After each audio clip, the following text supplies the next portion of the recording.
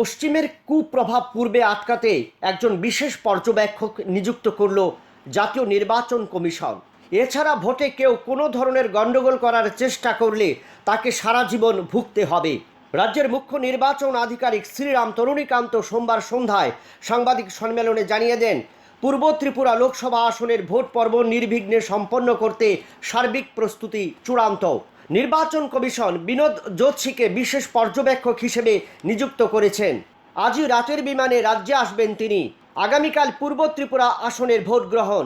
সকাল 7টা থেকে সন্ধে 5টা পর্যন্ত ভোট চলবে।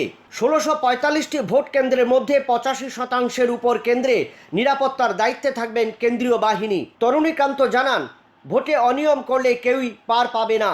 স্বচ্ছ নির্বাচনের প্রয়োজনে বারবার রিপোল করানো হবে।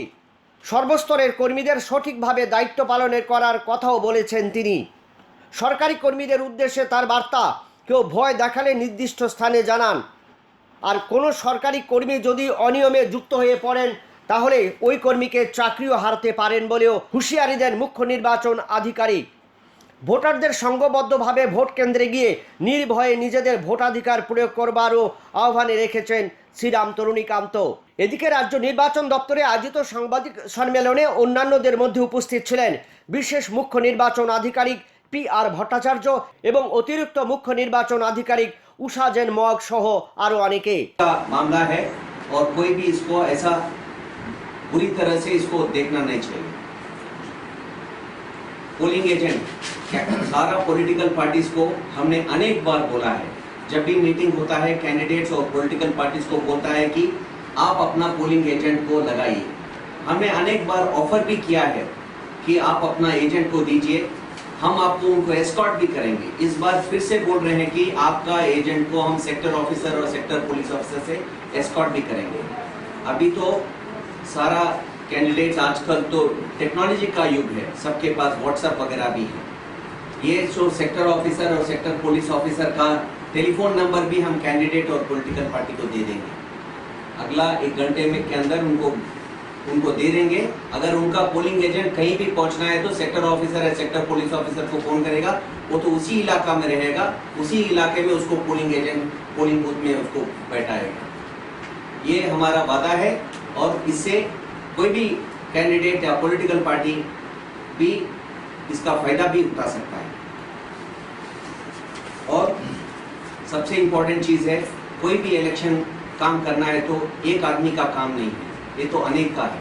चाहे वो CEO हो, CEO का ऑफिस हो, चाहे वो पुलिस हो, पुलिस एंटायर पुलिस मशीनरी हो, या सेक्टर ऑफिसर हो, सेक्टर पुलिस ऑफिशियल हो, या कोई पोलिंग ऑफिशियल हो, सभी का जिम्मेदारी होना है इस डेमोक्रेसी को कायम रखने के लिए। और मैं सभी इसी माध्यम से सभी ये स्टेक होल्डर्स जो भी हैं, हमारे जो संस्था के गवर्नमेंट के जितने भी स्टेक होल्डर्स हैं, सबको अपील करता हूँ कि अपना दायित्व पूरी तरह से निभाएं। आप यहाँ पे कानून और संविधान की रक्षा के लिए हैं और इसके लिए आपको हर तरह से उसके लिए चाहे कुछ भी हो, कितना भी रिस्क लेना है और सच बताना है। सच बताने से अगर कहीं पे भी गड़बड़ हुआ है तो छुपाने का क्या दरकार है, फिर से रिपोल करेंगे। अगर ऐसे ही बात है तो हो सकता है कि आपको किसी ने धमकी दिया हो उस समय पे, मगर धमकी जाने के बाद तो बोल सकता है कि धमकी दिया है, तो रिपोल करेंगे वहां पे गड़बड़ होने से क्या प्रॉब्लम है। और हम लोग का ऑब्जेक्टिव क्या है, फ्री एंड फेयर पोल होना चाहिए, ये हमारा ऑब्जेक्टिव है। और इसी तरह से हम लोग ये 2 त्रिपुरा ईस्ट का भी हम लोग इसी तरह से करेंगे।